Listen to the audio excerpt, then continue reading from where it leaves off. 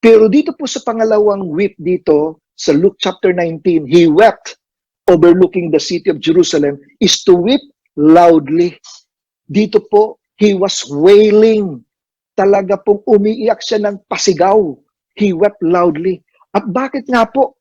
Kasi sabi niya rito, if you, even you, ang tinutukoy niya dito, yung mga Hudyo, yung people of Israel, sa lahat ng tao sa mundo, you should not miss this day kasi kayo ang inintrasan ng Panginoon ng prophets, nasa inyo ang mga prophecies, nasa inyo ang Old Testament. You should have studied this. You should have known this. Kaya umiiyak siya kasi na-miss nila yung araw na to. Sabi niya, if you, even you, had only known on this day, very specific po yung on this day niya, 173,880 days.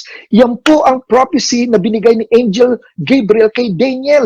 Dapat alam niyo tong araw na to. Kaya po, iyak na iyak si Jesus po ng time na to.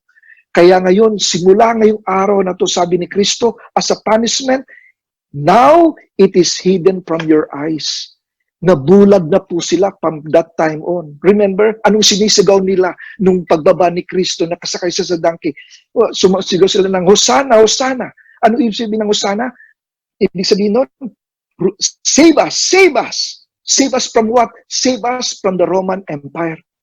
Pero si Kristo po, yung unang pagdating niya rito is to save us spiritually, to die on the cross.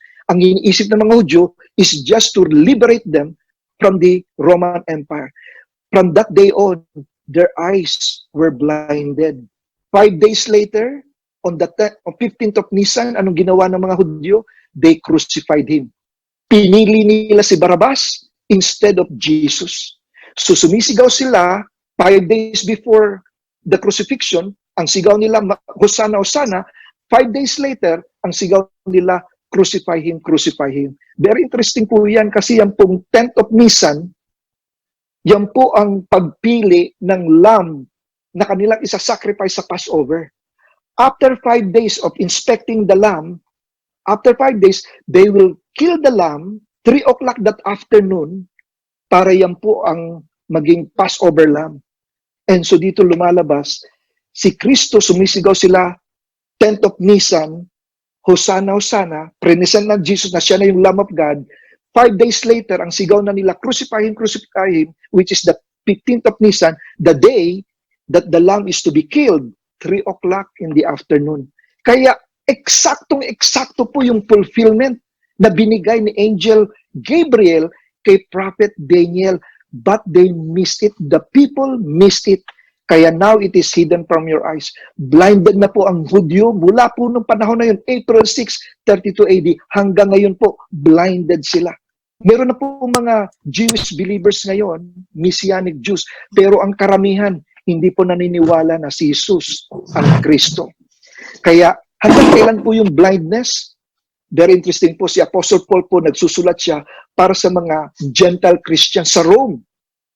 Ito po ang sabi niya, I do not want you to be ignorant of this mystery. Yung mystery po na to, na ang Panginoon, isi-save niya po yung Israel. Kasi at this time, they reject Jesus the Messiah. Pero darating pa noon, sabi ni Apostle Paul, that this mystery, that the remnant Jews will recognize Jesus the Messiah. So sabi niya, I don't want you to be ignorant of this mystery, brothers and sisters, so that you may not be conceited. Ano ibig sabihin, you may not be conceited? Kasi yung mga Roman Christians, yung mga Gentile Christians, they were thinking, wala na yung mga Israel, rineject na ng Panginoon yan. Tayo na ang people of God. Tayo na ang chosen people. Yan ang sabi ni Paul, wag niyong iisipin yan. Kasi temporary lang yung blindness ng mga Jews. Babalikan ng Panginoon yan para isalba sila. Kaya sabi ni Paul dito, Israel has experienced a hardening in part. Hindi in whole. Yung kanilang blindness is not full. Partial lang yan. Kailan po matatanggal yung blindness? Sabi dito ni Pablo, until, napaka-importanting conjunction po yan, hanggang kailan yung blindness? Until the full number of the Gentiles has come in. So kailan po yung full, I'm sorry, ibalik ko lang po sandali itong Yan, dyan. Until the full number of the Gentiles. So hanggang kailan po matatanggal yung blindness nila? Kailan po matatanggal yung harden ng hearts nila? Kapag the full number of the Gentiles has come in. Ano po yung full number of Gentiles has come in? Pag nakompleto daw po ang lahat ng members ng church, the full number has already come in, then God will revisit Israel. Babalikan niya pong Israel to save them.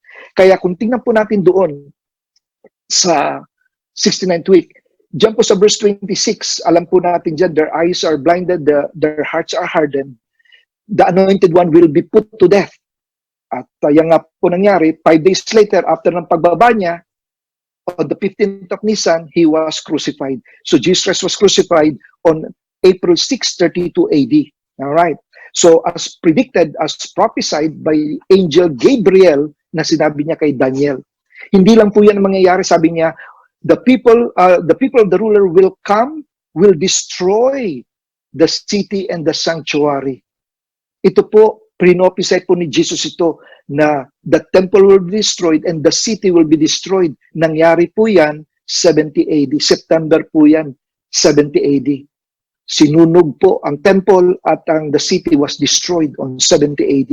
Si Kristo mismo nag-prophesy niya. Nung habang nakasakay siya sa donkey, anong sabi niya? The days will come up when your enemies will build an embankment. Habang nakasakay siya sa donkey, umiiyak siya, gulgul siya sa pag-iyak. Ito ang kanyang prophesy. 32 AD to, sabi niya, your enemies will build an...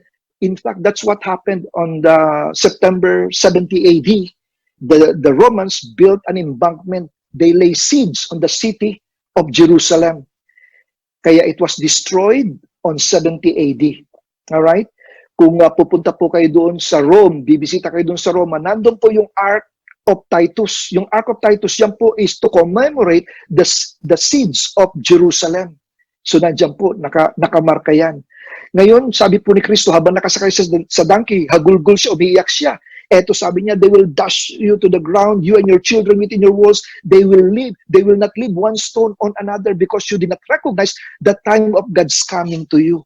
Hindi nyo na-recognize yung 173,880 days. Na-miss niyo to. Kaya ang mangyayari, they will not leave one stone on top of another. So dito po mga kapatid, exactly what happened when the Romans finally destroyed Jerusalem. Nandiyan po sa Ark of Titus po, nag-processional po sila, pinakita nila yung mga nakaw nila, yun po yung minora, makikita niyo yung minora doon, at yung mga captured rebels po, ipinarada po yan doon sa Rome dahil nga na-destroy nila yung city at yung temple mismo. Not one stone was left on top of another. Kasi nga po, habang nasusunog po yung temple, lahat ng gold doon sa loob ay natunaw. Kaya nag-sit between the rocks. So they need to remove one rock on top of another just to retrieve all the gold. So exactly as Jesus Christ prophesied, yan po ang nangyari. Kaya sabi po ni Kristo, ito ang magiging judgment because you did not recognize the time of God's coming to you. Because they did not study the Bible well and recognize yung prophecy ng Daniel chapter 9, 24 to 27. Kaya kapatid, dito on the verse 27 na, sabi po ni Angel Gabriel kay Daniel, he will confirm a covenant with many for 1/7. Ito na po yung last na 7 years. So 69 po yung verse 25, tumalon po tayo sa verse 26, tinalunan natin yan, parang meron pong referee dyan, nag-time out. Verse 27, ito na po ang last 7 na po. Last 7 years. So dyan na po yung last 7, there will be the confirmation of the covenant. Magkakaroon po ng pirmahan po ng peace treaty with Israel. Yan po ang hinihintay natin ngayon. Kailan po mangyayari yan? In the middle of the 7, he will put an end to sacrifice and offering. At the temple, he will set up an abomination that causes desolation. So kapatid, ang prediction po dito, ang prophecy po ni Angel Gabriel, ay sa kalagitnaan nga daw po, diyan mangyayari yung abomination of desolation. Yan po ang future. Kasi alam po natin ngayon, pagpunta po kayo ng Jerusalem, wala pa pong temple ngayon. The temple is not yet there. Wala pa pong pirmahan ng ito pong peace treaty po with Israel. So kapatid, alam po natin na future yung verse 27 na yan. Alam po natin na past na po yung verse 25. Tapos na po yan, si Kristo namatay na, tapos yung temple nasira na, yung city destroyed na in 70 AD. Yung verse 26 po, yung napapaloob, yan po ang present. Nandiyan po tayo ngayon. Yan po yung 2,000 plus years na po. Yung 2020, nandiyan po. Hindi po natin alam ano po ang mangyayari, hanggang kailan po tayo maghihintay na magkakaroon ng pirmahan po ng peace treaty at marireveal po yung temple. So yan po ang pinaka-last na tinitingnan natin.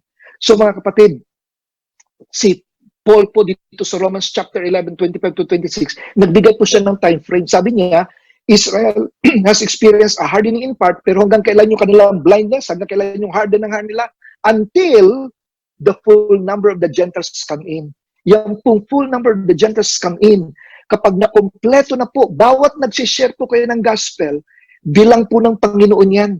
Yan po sinishare nyo ng gospel could be the last Gentile na hinihintay ng Panginoon para makompleto ang simbahan, makompleto ang church. Once the church is complete, babalikan ng Panginoon ang Israel. So yan po yung until. Kaya kapatid, ito po yung biblical events timeline. So ngayon po, sabi po ni Pablo sa Romans 11, until the full number of Gentiles come in. Bakit? Ano po ba mangyayari once makompleto ang simbahan? Once makompleto lahat ng totoong born again. Hindi po to denomination, okay? Hindi po natin sinasabi na yung ating denomination lang. In fact, friends, kahit naman nagsisimba ka, hindi naman garantiya na totoong born again ka. Maraming mga motives why people go to church. Yun lang pong totoong genuine believers po ito. Once the full number of Gentiles come in. Magbasa po kayo ng Book of Acts. Ilang beses inuulit doon